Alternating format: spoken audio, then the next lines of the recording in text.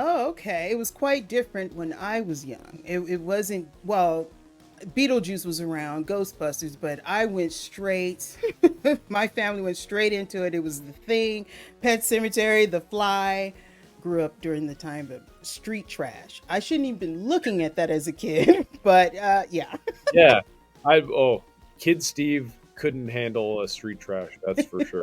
I was like pretty scared of horror movies as a kid. I remember walking through the video store aisles, like I couldn't even go in the horror section. I remember there being a standee, like a cutout of Freddy Krueger from New Nightmare, and all the marketing materials. He had like his like robot hand for some reason, which he doesn't actually have in the movie. But I just remember, yeah, the standee of him in his trench coat, robot hand, and just being like, nope, too scary. I'm not even going close to that guy. I don't want to know what's going on in that section. So for me, everything was like kind of horror genre adjacent. So yeah, stuff like Ghostbusters that has creatures and effects and things, but it's like a little lighter, and it's not really like the horror of it is pretty minimal. It never gets too dark and too adult. That was always the thing. Like I could handle it if it was kind of staying in a PG rated zone, but as soon as it dipped out of that, I'd freak out. So. Well, maybe I would have been a different person if I would have had that kind of upbringing. But no, I went straight to the blood and guts as a kid. Bring it on. I mean, that's awesome that you had the constitution for it, because yeah, it took me. I think I was like 13 when I finally figured it out. I was like, oh no, these are like fun movies. I'm just gotta stop being a weenie about it. But yeah, I think it was Army of Darkness was the tipping point where I was like, oh, horror movies can be really stupid and wacky and basically be like a Three Stooges sketch with monsters and skeletons. So I definitely didn't think of it as a kid. My first horror movie, I was 4 years old. The Thing. Weird. Well, my parents forced me. Okay. They forced me to watch that.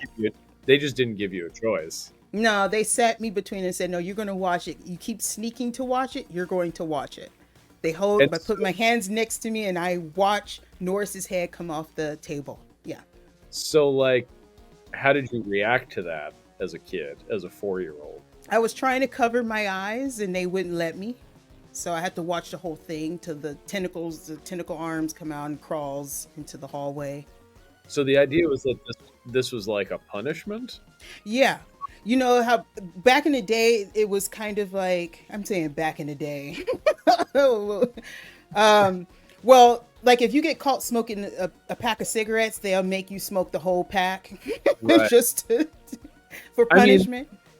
I don't know, like the psychological damage of having to watch. Look at me. Look. I mean, yeah, I see the poster for the thing back there. So whatever their desired effect was, I don't think it panned out. The Thing is my favorite movie of all time. I even have. That's pretty good. That's a good shirt. It's one of the best for sure. I cannot find a flaw in that movie. Everything about it I love. It's just, I'd even go as far as to call that movie cozy. It the part where they're like in their bunks and they're watching those like tapes, like reruns of like game shows, and they're in like long johns and they're smoking a joint. I'm like, this seems like a pretty good life. It's like cold outside, but they're nice and warm inside, just hanging out. No, it seems like just like a fun clubhouse out in the middle of nowhere.